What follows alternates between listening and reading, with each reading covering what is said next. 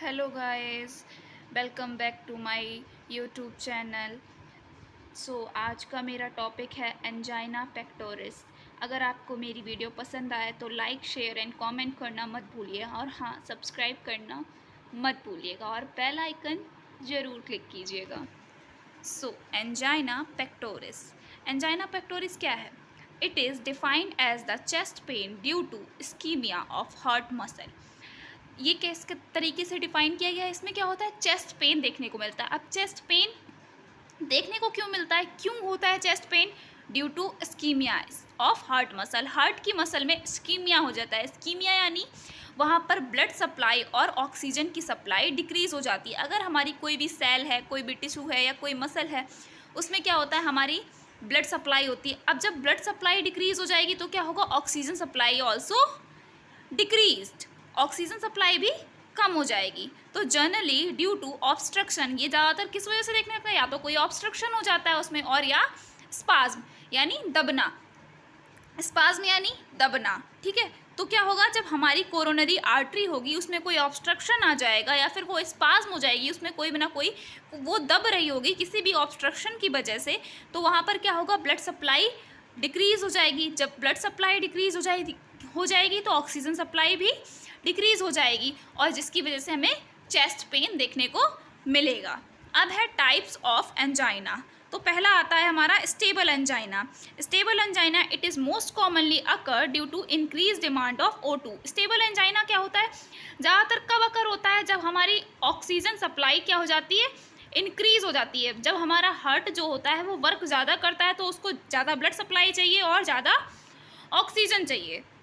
Oxygen की demand जब हमारा हार्ट ज़्यादा करने लगता है तो मायोकार्डियल जो मसल होती है हमारे हार्ट की, मिडल लेयर की जो मसल होती है मायोकार्डियल मसल, उसमें पेन देखने को मिलता है। स्टेबल एंजाइना में be treated by resting condition. Stable angina को हम कैसे ट्रीट कर सकते हैं? रेस्टिंग की कंडीशन में स्टेबल एंजाइना को ट्रीट किया जा सकता है। अगर किसी पर्सन को एंजाइना हुआ है और स्टेबल एंजाइना है तो हम उसको बोलेंगे कि वो प्रॉपर रेस्ट करे। प्रॉपर रेस्ट करने से हम स्टेबल एंजाइना को ट्रीट कर सकते हैं। अब नेक्स्ट हमारा आता है unstable angina. Unstable angina, it is occur due to lack of blood supply in cardiac muscle. अब इसमें क्या होगा? ये कब अकर होता है? जब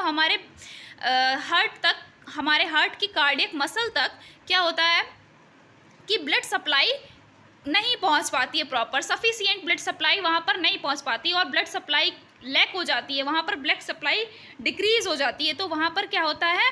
अनस्टेबल एंजाइना देखने को मिलता है। इसमें क्या होता है? माइल्ड टू सीवियर पेन अकर। इसमें पहले माइल्ड से पेन स्टार्ट होता है और एकदम सीवियर पर जाकर पहुँच जाता है, ठीक है। Mild to severe pain occur and the pain is increase during resting condition.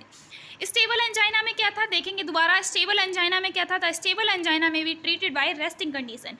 Stable angina को हम रेस्टिंग की कंडीशन में ट्रीट करते थे, लेकिन अनस्टेबल की कंडीशन में क्या होगा? रेस्टिंग की कंडीशन में पेन ज़्यादा इंक्रीज होगा, ठीक है। नेक्स्ट आता है वेरिएंट एंजाइना। तो वेरिएंट एंजाइना क्या है? It is similar to the stable angina. ये स्टेबल एंजाइना की तरह ही है, बिल्कुल सेम है, बट इसमें एक मेन क्या चीज़ है? But the pain occur during any pressure condition. कोई भी प्रेशर अगर हमारे हार्ट की मसल पर पड़ रहा है तो हमें पेन होगा, अदरवाइज हमें पेन नहीं होगा।